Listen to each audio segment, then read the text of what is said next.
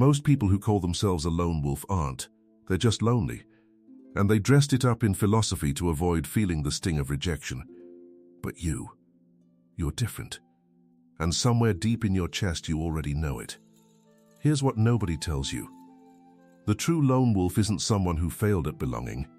It's someone who looked at belonging, understood it completely, and chose something else. That's not antisocial. That's evolution. And by the end of this video, you're going to know, with absolute certainty, which one you actually are. Stay with me, because the fifth sign is the one that will genuinely rearrange something inside you. There's a reason most people can't sit alone in silence for more than 3 minutes without reaching for their phone. Silence is where the truth lives. And the truth is uncomfortable. It tells you things about yourself that the noise of other people conveniently drowns out. Most humans are terrified of that silence. They fill every second of their lives with sound, opinion, validation, distraction, because the alternative, being completely alone with who they actually are, is a horror they can't face. But for some of you watching this right now, silence isn't terrifying. Silence is where you breathe.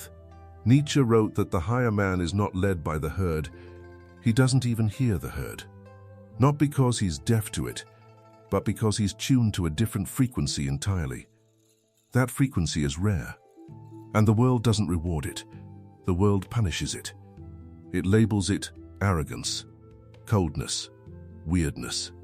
And most people who feel it, that quiet separateness, they eventually break. They shrink themselves. They learn to perform belonging because the cost of standing apart is too high. But some don't break. And if you're still here, you might be one of them. Let's get into it. The first sign is that solitude isn't something you endure, it's something you consume. Think about how most people treat being alone. It's a punishment. It's what happens between social events. It's the gap they need to fill. Watch someone who isn't a true lone wolf the moment they're alone for too long, and you'll see it. The restlessness, the fidgeting, the compulsive need to text someone, anyone, just to feel tethered to another human being. Their identity only exists in reflection. They need someone else's eyes to feel real. You don't work that way. When you're alone, something opens up in you. You think more clearly. You feel more precisely. Your best ideas, your most honest emotions, your sharpest instincts, they don't surface in crowds. They surface in the quiet hours, when it's just you and whatever is true. Carl Jung called this the process of individuation, the rare psychological journey of becoming fully yourself rather than a reflection of the collective. Most people never start that journey. They die as a composite of other people's expectations. A true lone wolf doesn't need to be alone because they hate people. They need to be alone because that's where they actually exist. There's a difference. And it's massive. Here's a micro story to illustrate it. There was a man, a writer, who lived in a small apartment in a city full of people. His neighbors would see him and wonder why he never came to gatherings, never lingered in the hallway, never seemed to want company. They assumed he was depressed. But every single morning before the city woke up, he was at his desk, completely alive. More alive in those hours than most people feel in a year. He wasn't hiding from the world. He was building one. That is a lone wolf. The second sign is that your loyalty is absolute but almost impossible to earn. Most people mistake lone wolves for people who don't care. That's the laziest possible misreading of the archetype. The truth is the opposite. A lone wolf cares deeply, savagely, even. But not for everyone, and not cheaply. Their loyalty isn't something they distribute like a social currency to buy connection. It's something they give rarely, completely, and permanently to the very few who have earned it. Studies in attachment theory show that people with what researchers call an avoidant attachment style, often misread as cold or disconnected, frequently form the most intensely loyal bonds when they do attach. Because they're selective. Because they don't attach out of need or fear. They attach out of genuine recognition. When a lone wolf chooses you, it means something, because they chose almost no one else. Machiavelli, in his colder moments, understood this. He wrote about the danger of giving loyalty without intelligence behind it. The lone wolf operates on this principle naturally, not from cynicism, but from a deep, hard-won understanding of human nature. They've seen what happens when you trust too broadly. They've paid for that education, and they don't repeat the lesson. So if you find yourself with a very small circle, maybe 1 or 2 people you'd go to war for, and almost everyone else held at a careful distance, that's not damage. That's discernment. Stay with me, because what comes next will change how you see everything. The third sign is that you feel the performance of most social interaction before it even begins. Here's the mind-bending reframe. The reason true lone wolves often feel exhausted by social situations isn't because they're introverted. It's because they can see the machinery behind the performance, and watching machinery isn't the same as connecting with a human being. When most people walk into a room and start talking, they're operating on a social script. Status games, impression management, saying things they don't believe to make someone else comfortable, laughing at things that aren't funny, agreeing with ideas they privately find ridiculous. It's theater, and most people don't even know they're performing. They've been in the play so long they forgot they were ever an audience. But the lone wolf never forgot. They're sitting at the table, watching, and somewhere behind their eyes is this quiet, devastating awareness. They can see who is performing confidence and who actually has it. They can feel when a compliment is currency and when it's genuine. They can hear the fear in someone's loudness, and it's not a gift. Not always. Because when you see all of that, small talk becomes almost unbearable. Not because you think you're better than people, but because you're hungry for something real, and you're surrounded by imitation. Schopenhauer described this as the porcupine dilemma. Creatures that need warmth, but wound each other when they get close. The lone wolf has simply, through pain and clarity, learned to need less of the warmth that comes at that cost. The fourth sign is that you have an internal compass that doesn't require external calibration. This one is subtle, and it's the one that separates the true lone wolves from the people performing it. Most people calibrate their sense of self based on feedback. They post something and wait to see if it lands. They make a decision and immediately need someone to validate it.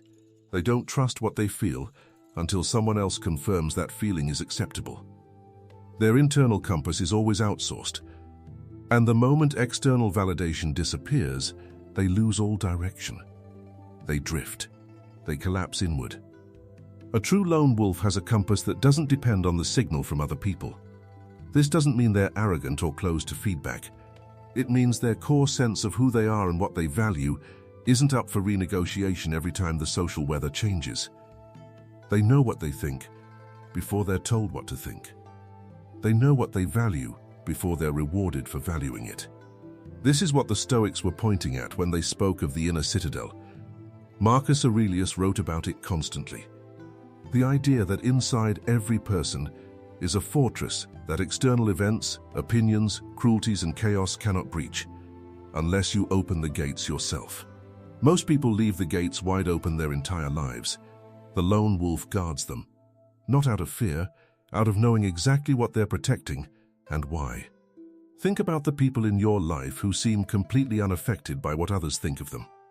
Not in the performed, defiant way, that's just a different kind of performance, but in the quiet way, the way someone can be criticized, excluded, or ignored, and simply continue being exactly who they are.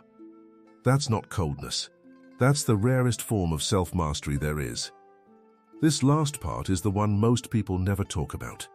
The fifth sign is that you carry a grief most people will never understand, and it has made you more, not less. Here is the truth that nobody in the self-help space wants to say out loud. Being a true lone wolf is not romantic.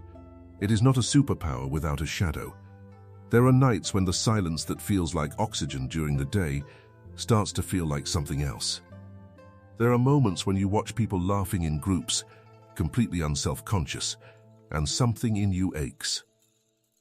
Not because you want what they have, but because you know, with absolute certainty, that you can't have it and remain who you are.